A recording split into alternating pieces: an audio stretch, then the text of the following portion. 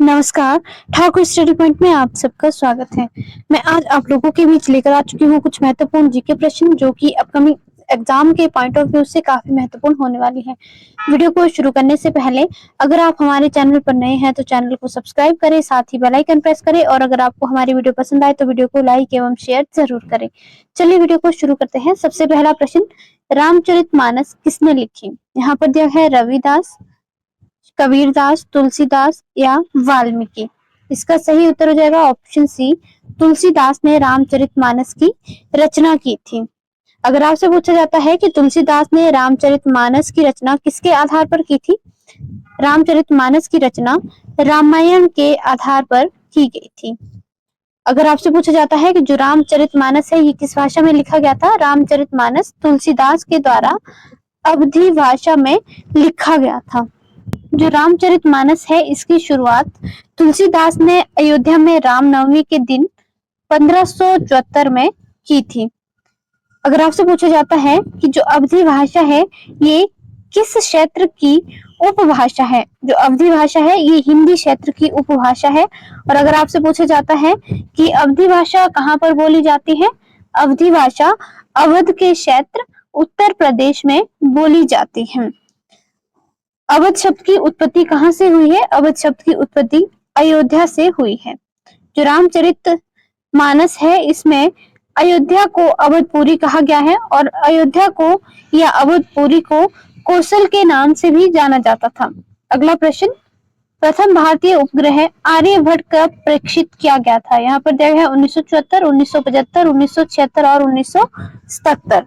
इसका सही उत्तर हो जाएगा ऑप्शन बी, 1975 में प्रथम भारतीय उपग्रह आर्यभट्ट प्रक्षेपित किया गया था। इसका नाम किसके नाम पर रखा गया है? आर्यभट्ट उपग्रह का नाम प्रसिद्ध भारतीय गणितज्ञ एवं खगोलविद आर्यभट्ट के नाम पर रखा गया था। अगर आपसे पूछा जाता है कि प्रथम भारतीय उपग्रह आर्यभट्ट किसके द्वारा बनाया गया था? इसे इसरो के द्वारा बनाया गया था। ये किसके द्वारा बनाया गया था? आर्यभट्ट उपग्रह इसरो के द्वारा बनाया गया था और ये रूसी उपग्रह प्रक्षेपण वाहन कॉस्मो 3M के साथ प्रक्षेपित किया गया था। इसरो का पूरा नाम क्या है? इसरो का पूरा नाम है इंडियन स्पेस रिसर्च ऑर्गेनाइजेशन। और इसरो की स्थापना कब की गई थी? इसरो की स्थापना 1969 में की गई थी और इसका हेडक्वार्टर कहाँ पर है? इसका हेडक्वार्टर है बेंगलोर में। अगला प्रश्न, उस अंतरिक्ष यान का नाम बताइए जिसमें मानव चंद्रमा पर उतरा था। यहाँ पर दिया गया है ऑप्शन में अपोलो, चैलेंजर, कोलंबिया या ईगल। इसका सही उत्तर हो जाएगा ऑप्शन ए, अपोलो। जो अपोलो 11 है इसके द्वारा ही मानव चंद्रमा पर उतरा था और ये पहला अंतरिक्ष यान था। यह अंतरिक्ष यान चांद पर कब उतरा था? यह अंतरिक्ष यान 1969 में चांद पर उतरा था। जो अपोलो 11 है ये 16 जुलाई 1969 में camp Kennedy space centre Florida से इसने उड़ान भरी थी। अगर आपसे पूछा जाता है कि चंद्रमा पर पैर रखने वाले प्रथम व्यक्ति कौन थे? चंद्रमा पर पैर रखने वाले प्रथम व्यक्ति नील आर्मस्ट्रांग थे जो 20 जुलाई 1969 में चंद्रमा पर पहुंचे थे। यहाँ पर दिया गया है ईगल।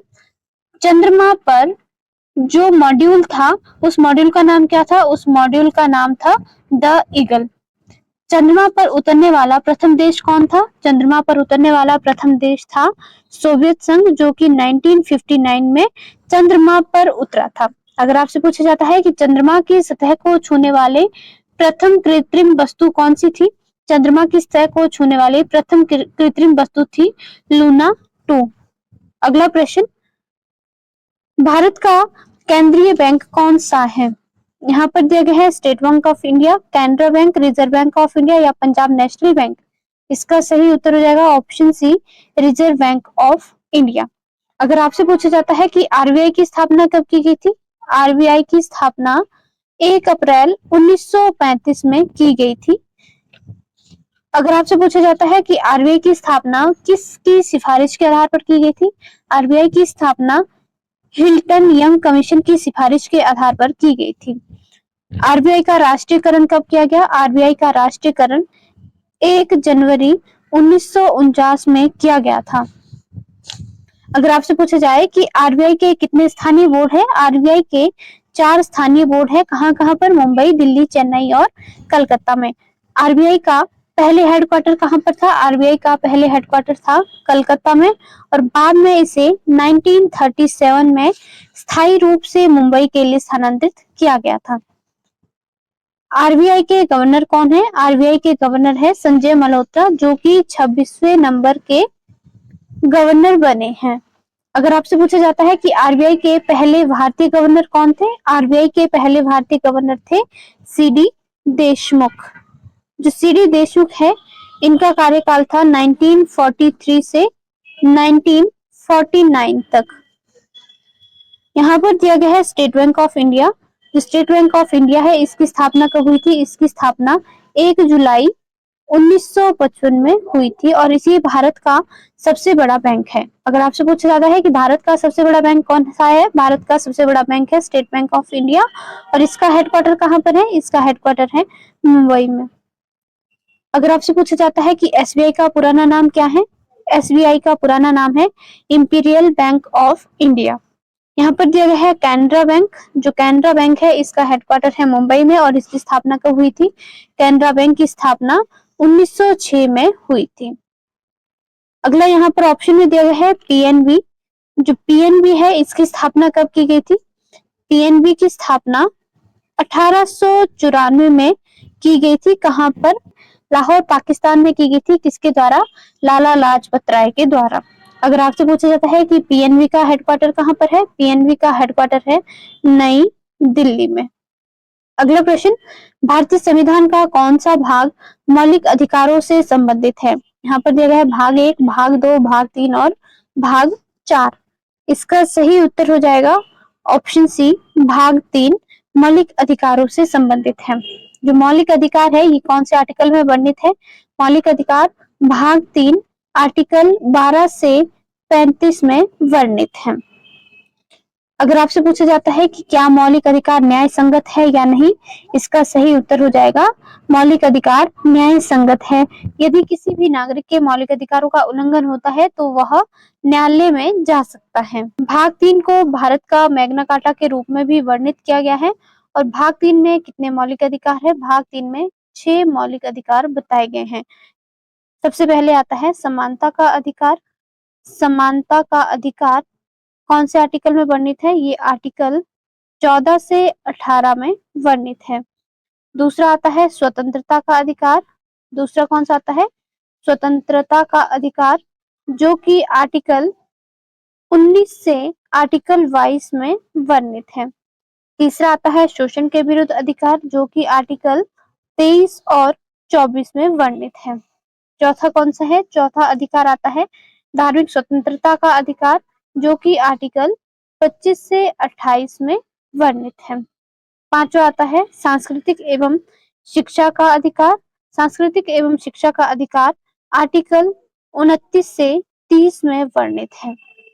लास्ट अधिकार आता है संवैधानिक उपचारों का अधिकार, जिसका वर्णन संविधान के आर्टिकल 32 में किया गया है। आर्टिकल 31 में पहले संपत्ति का अधिकार था, जो कि 44वां संविधान संशोधन 1978 में हटाया गया है और इसे आर्टिकल 300 ए भाग 12 के अंतर्गत कानूनी अधिकार बनाया गया है। अगर आपसे पूछा जाता है कि जो संपत्ति का अधिकार है, ये किस भाग में वर्णित है? संपत्ति का अधिकार भाग 12 में वर्णित है और आर्टिकल कौन सा है?